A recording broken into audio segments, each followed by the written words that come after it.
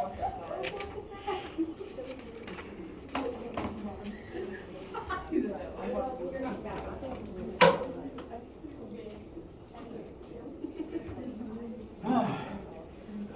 right, how's everybody doing today?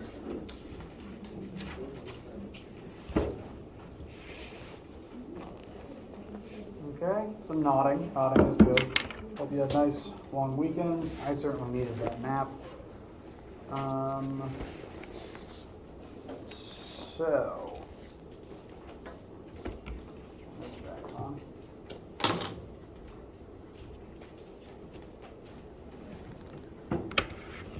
Today is Wednesday, October 13th. There is no lab this week, so please enjoy your afternoons today and or Friday. We will still have normal lecture on this coming Friday. Next week will be a full normal week, including lectures and labs. And then the week after that will be our first test. And so for our scheduling, what that means is probably on Monday. Yeah, by Monday I'll have this ready. Monday the 18th. I will have, what are words? How do I say them? By that day, I will have for you a list of topics that will definitively be the things on the test, so that you know what you will need to study, and also some practice questions that you can work on your own time if you would like, if that is how you would like to study. So on that day, we'll go over what we need. We will still be learning that week, and what we learn will be tied into the test, and then the test itself will take place during lab time the next week. As an additional reminder, actually, midterms go out on this Friday. Just due to our scheduling, we haven't had a test before midterms, but everyone's current grades are fine, and I predict that first test is going to go well, because we spent a lot of time building up for it, and I will let you know if at any point, or rather, you can talk to me about your grade at any time if you need to. The midterm is just a check-in. It's not a formal test for this class. It's just what's your average at this point. That's the main look at the calendar for the rest of October. How do you guys feel? Okay, a couple thumbs up. That's good. So, today we are going to continue in Chapter 5. I will also be posting the Chapter 5 notes and the Chapter 5 homework for you to begin working on. That assignment won't be due until later next week, just to give everyone time to work on it. But I'm going to put it up today. I do recommend you start looking at it. Last Friday, we did begin looking at Chapter 5, specifically the definition of work and how to calculate it, and how that ties into forces. Whenever you exert a force on an object, you are using energy, and if the object moves as a result of that force, you performed work on that object in that interaction. When you do work, you use energy, transform energy, give the energy to other objects. And today we're going to begin looking at specific types of energy, how we calculate them, how we observe them, what categories they fall into, so that we can start looking at various questions involving energy and it transforming between multiple states. So, anyone need anything? Have any questions about anything at all before we get started? All right. Please ask your questions at absolutely any time. Now, energy, again, technically you've never seen energy itself, because energy is invisible and we can only observe it when objects have it. But you've still been interacting with energy your whole lives, if for no other reason than you use it every time you do anything, and you eat in order to gain it. So, I've asked my previous class for some common examples of types of energy. If you guys think of anything else, any other examples that you'd like to discuss or see where they categorize, do please let me know. First one that came up was thermal. We've talked about thermal energy. It's the type of energy that makes objects warmer, and when you don't have thermal energy, then you are colder. Another common type is kinetic energy, and any object that is moving, if you can visibly see something with mass moving, even parts of your own body, then those objects have kinetic energy. You need kinetic energy in order to move. And so whenever you move your own body, you're actually performing work on your own bones and muscles. You're exerting a force on yourself to give that part of you kinetic energy to make it move, and then you stop it once it gets where it wants to go, or where you want it to go. And technically, if you've studied thermal energy very much, then you're probably aware that when atoms have thermal energy, the atoms of that object are moving. And so some people regard thermal energy as a type of kinetic energy. It's just a subatomic form that we can't really use for much other than staying warm. Another very common type, at least for us as organisms, is chemical energy, because all of the energy stored in our bodies before we use it is in the form of chemical energy. But technically, most of the time, if it's a chemical battery, your batteries, like in your, I don't think phones use chemical batteries much these days, but they might. Most batteries that involve a chemical reaction also have chemical energy stored inside them, which gets released later to perform various tasks. But I'd say the biggest example is the chemical energy that you gain from food that you store in your body until you use it. This is energy that's stored in the form of the bonds between the atoms or in the various molecules and compounds that make up the storage parts of your body. And chemical energy is unique in that it is a type of potential energy. There's lots of different things that we can count as forms of potential energy. It's less potential is less of a form and more of a category, because lots of different things fall into the potential category, which we'll talk more about later today. Lots of different things count as potential in that when energy is not currently in use to do something, if it's in a form where it is sealed up, waiting to be used, then that form of energy is counted as a type of potential energy. Most forms of chemical energy count as this, because please correct me if I'm wrong, I think the ATP molecules in your body have energy stored in them that are brought to other parts of your body, and then those bonds are broken down to release the energy for you to use.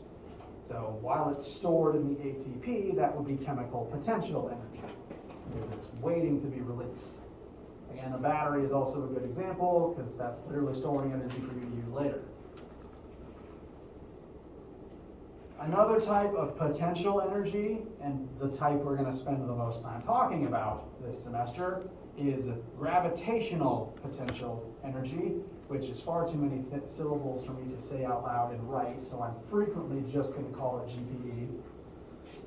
This is very much a form of potential energy because it has that term within its own title. And honest poll, how many of you have never heard of gravitational potential energy before? Which is okay. I just wanted to know as kind of to inform my own lesson planning. It's a form that people don't tend to think about because it doesn't get talked about outside of physics, which is why we're talking about it today. And to at least give you a brief cursory definition, it's the energy stored in an object's ability to fall. More to come on that later. Any other major forms or types of energy that you can think of? Sorry, a little louder. I promise my ears just aren't great. Can you do that? Solar? Thank you. So that's an interesting one. Light. It's debatable whether light itself is a form of energy, because there's the endless academic debates as to whether light is a wave, a particle, if it is energy, or if it's something that has energy. So the light itself is kind of up in the air. It definitely has energy. And when light hits things, then the object that it hit absorbs that energy, usually in the form of thermal energy, which is why you feel warmer if you're standing in direct sunlight. When we harvest that energy using solar panels, then we use a phenomenon called the photoelectric effect that when light hits the atoms of anything with mass, it kind of has a tendency to knock some electrons loose. You don't feel it in your own body because your skin isn't very conductive and our nerves have no mechanism for detecting that. But in solar panels designed to capitalize on that, enough electrons get knocked loose to form an electric current, which is then funneled away to some combination of storage device or a machine that will use that current. So I'd say there's two parts to solar energy. There's the light itself, which, again, debatable whether that is energy or whether that's something that possesses energy. And then once it hits the panel, I'd argue that it's electrical current energy. But it's a good discussion, and it's a very good point, because electrical current energy is also kind of in a weird category because electricity is made of electrons, which are made of matter, which means technically electricity is matter that's moving, which means it might be a type of kinetic energy, just a very specific type, kind of like thermal energy is. Very good question, very good one to bring up. Now there's one other type that I have on the board, which is, I kind of separated left as specific and right as rough categories. Potential is a category in that all different types of energy can be stored and used later for different reasons. Mechanical energy is also a category because different types of energy fall within the mechanical category. And if I was to give like a one-word description of all the stuff that we're learning this semester, as opposed to what you might learn in Physics 1510, then this semester I would call mechanical, because we're looking at the motion, the forces, the interactions between physical objects. And the word mechanical, I believe, goes back to the Greek mechanos, which has to do with physical movement and forces and physical interaction. So mechanical energy, any type of energy that has to do with a physical object's movement or its ability to move, maybe it's not moving yet, but energy that has to do with whether or not it can move, counts as a form of mechanical energy. And those are the types of energy we're going to focus on this semester. If you stick around for Physics 1510, we'll start talking more about thermal and electrical energy stuff then. For right now, we're sticking mostly to mechanical. And the two main forms of mechanical that we're going to begin looking at are kinetic energy and gravitational potential energy. So I drew these red arrows over here to link them. Those are the two energy types we're going to start with, and the two that we're going to look at formulas for and start converting for today. Questions so far?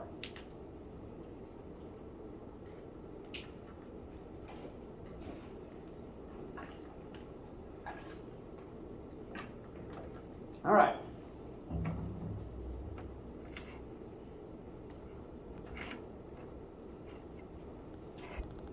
So,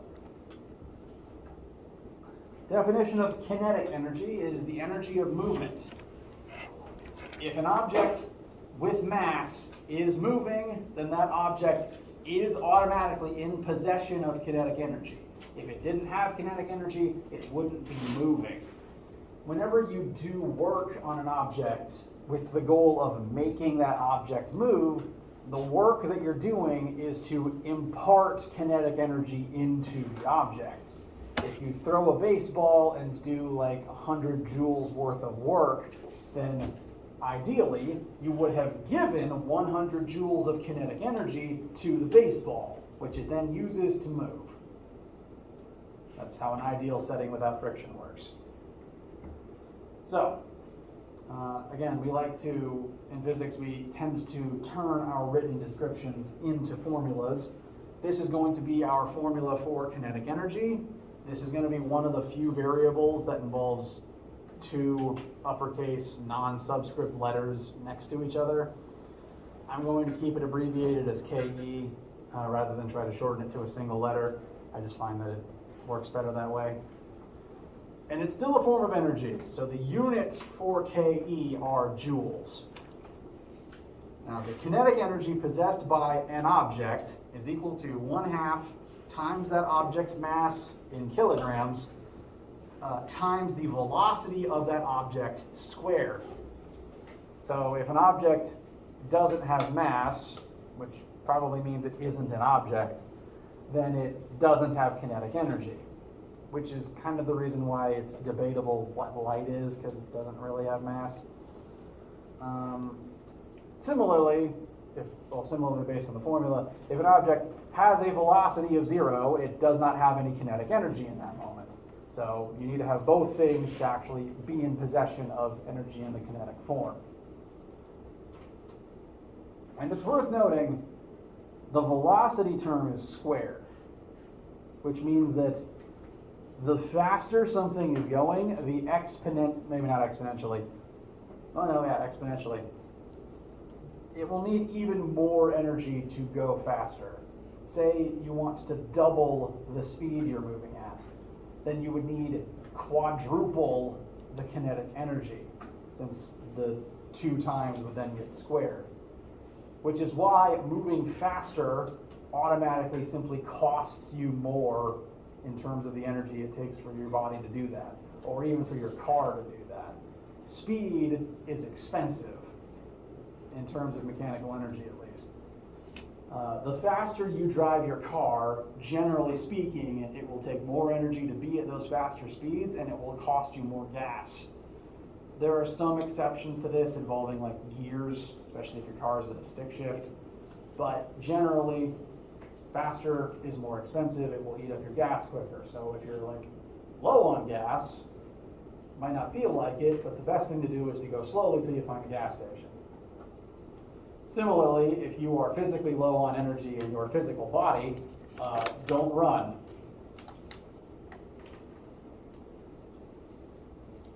Questions so far?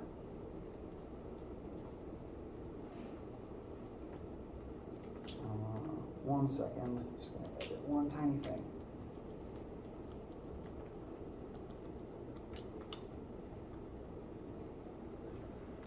So, here we have 2 separate cases, and I would like you guys, calculating together and talking amongst yourselves, to tell me which of these 2 cases contains more kinetic energy. We have a 500-gram bowling ball rolling forwards at 3 meters per second versus a 100-kilogram person, that's fairly average for most adults, walking at 1 meter per second, which is, again, average walking speed for most adults.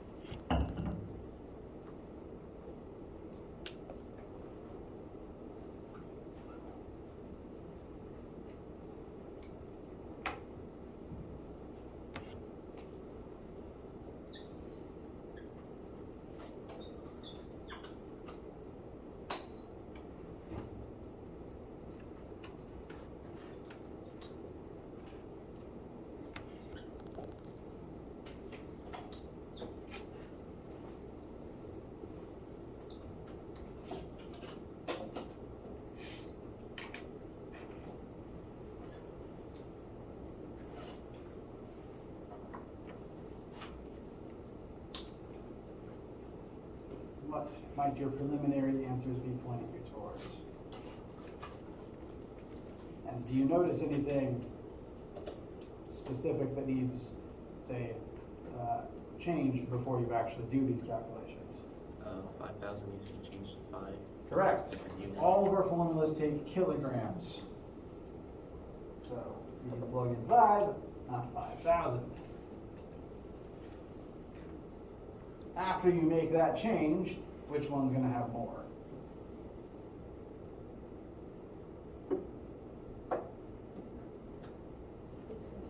The person. Person's total should come out to about 50. Again, the answer's still in joules. This one is 5 times 9 is 45. Cut in half is 22.5. Does anyone disagree? All right. Velocity is squared, meaning it is a very important part of this whole interaction. It takes a lot of energy to, say, get a train moving at high speed. It's also why it takes a long time for that train to slow back down. But the mass is not to be ignored, especially if it is many orders of magnitude greater than the velocity itself. As a kind of similar example, arrows tend to be fired at very high speeds, so they do have an impressive amount of kinetic energy. However, they have very little mass, so the kinetic energy of one arrow being fired at high speed is still less than the energy of one human walking, which is why if one human fires one arrow, that whole interaction of doing the work to give the arrow the velocity doesn't really drain you very much. You did the work and gave the arrow that energy, so it's kind of nothing compared to what a human uses on a daily basis. It still hurts because that energy is compressed into the point of an arrowhead, but still, technically, less energy than it takes a human to simply exist. Questions so far?